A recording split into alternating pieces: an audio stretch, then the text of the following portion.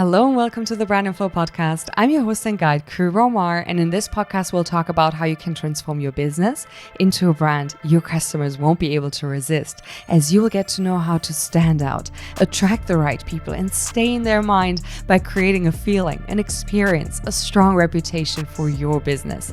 With our weekly episodes, we want to turn you into a brand leader for you to know which actions you need to take to build and grow your brand consistently and passionately. So are you ready to brand and flow to make your business grow? Let's go. Welcome to the 10th episode of the Brand and Flow podcast. Today we'll talk about brand positioning. Now, brand positioning is the major part of your brand strategy, and it should be defined after you're clear about your brand's DNA. Now, when we're talking about brand positioning, we're trying to find out which position we're able to own in the market and in the mind of our audiences. And this might sound a bit abstract, but what if I would ask you about your favorite clothing brand? Which one is it? I'm sure right now you're thinking about it, aren't you? So that brand is on top of your mind. It owns the first position in your mind. So whenever you have the desire to get new clothes, you would first consider them.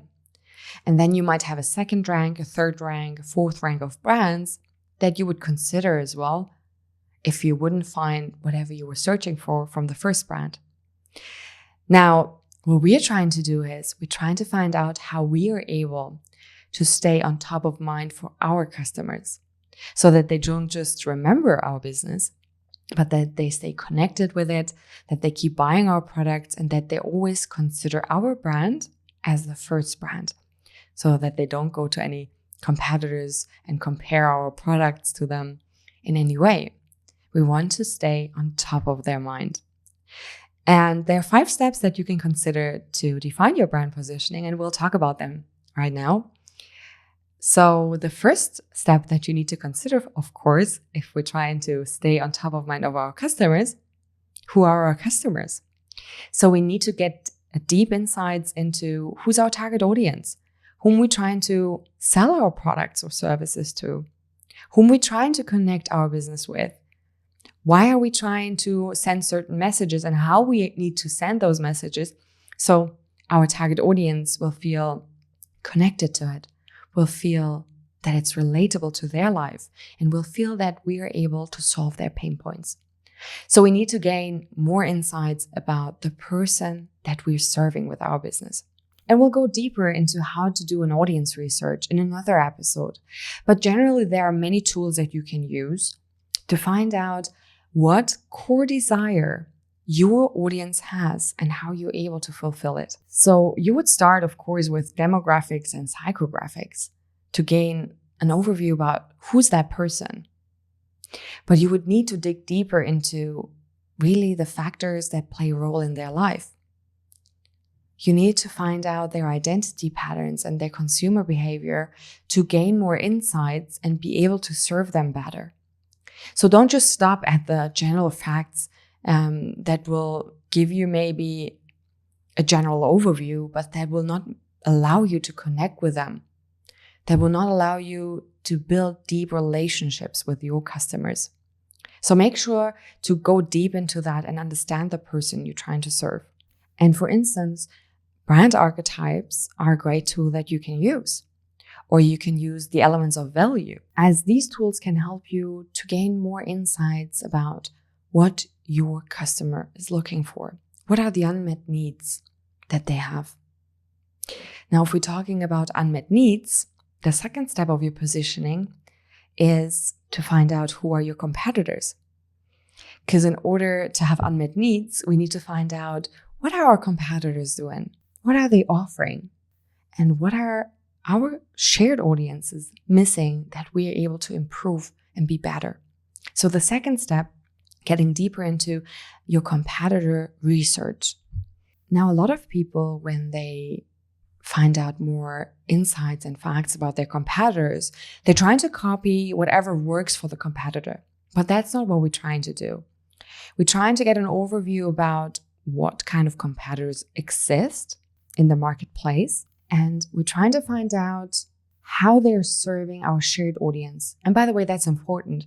We're looking for our competitors where we have a shared audience. So there's a distinction between primary, secondary, and tertiary competitors. And we're trying to focus on the primary competitors. So the ones that serve the same audience that we do and sell similar products that serve the same need or solve the same need. Okay. Again, we'll go deeper into each of those elements in other episodes to have more time to talk about it. But when you focus on your competitor, try to put yourself into the shoes of your customers and look at the competitor from their perspective. How is the experience? What do they feel? What is the offer? How do they visually represent themselves? What is their messaging? Do an audit of your competitors and gain insights, because the third step is a gap analysis. So what you would do is you would use the information and all the insights you gained through the first and second steps to find out where is the gap of what your audience wants, what your customers want, and what your competitors deliver, and how you're able to fill that gap, how you're able to serve them better, and make sure that they're able to differentiate your business from your competitors, that your customers know why they should choose your business over them. Because if you don't do it, if you copy whatever worked for your competitors, you might have issues with being distinguished. You might be put into the same pot of businesses that offer the same thing. And once there's a cheaper option in the market, your customers might consider them if you're not able to connect and build those relationships and make sure that they feel attached to your business. And in the gap analysis, once you gained deep insights about how you're able to differentiate your business, and by the way, differentiation doesn't mean that you have to come up with a new innovation or reinvent the wheel. Differentiation could simply mean as well that you're serving them better, that you're more convenient, that you're more focused on the customer experience that they have. Maybe your customer service is excellent. They're big brands that they differentiated themselves only by caring more for their customers. But once you know your competitors and once you know your target audience, you will see what they're missing. Try to understand that and try to find the position you are able to own in there. And when we talk about the third step, the gap analysis, what you can do is once you know how you want to position yourself, what you want to offer and how you want to offer it and so on, you can use the gap analysis as well to find out where you are right now and where you want to be. So this will give you a direction of the actions you need to take. And by the way, you can use the elements of value that you considered in your audience research and score how much your competitors and your business are able to serve them, and then put the score into a positioning map.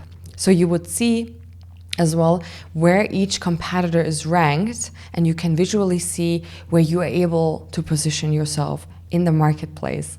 So there are many tools that you can use, but what you need to understand is your target audience, the people you want to serve, as well as the businesses that are already serving them, and the gap that you're able to fulfill. Because the fourth step in your positioning strategy is finding out what is your differentiator. And if you did the gap analysis, we already found that differentiator, right? So we're able to go deeper into it and find out the action steps we need to take to express that differentiator out to the world. Because we wouldn't directly say it in our messaging. We would need to find ways to convey the message of why our customers should choose our business.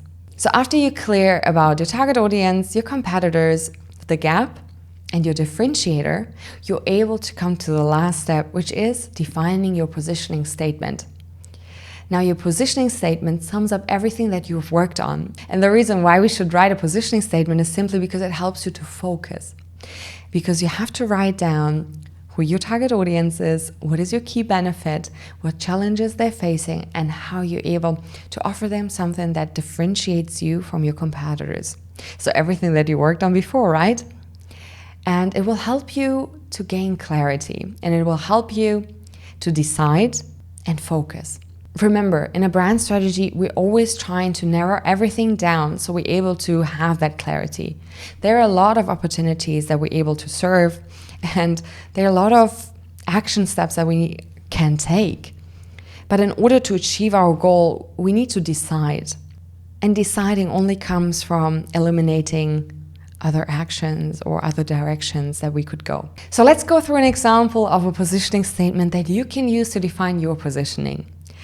Grab a piece of paper, I'll read through that example, and whenever I say blank, you just leave a blank spot and you include the information and insights you have found out in the previous steps that we talked about. Okay, so let's go. We help blank, here you include your target audience, who blank, here you include the challenges and the pain points they're facing. To achieve blank, here you include the key benefit that you're offering. Unlike blank, your competitor, our solution blank point of difference that you're offering with your solution.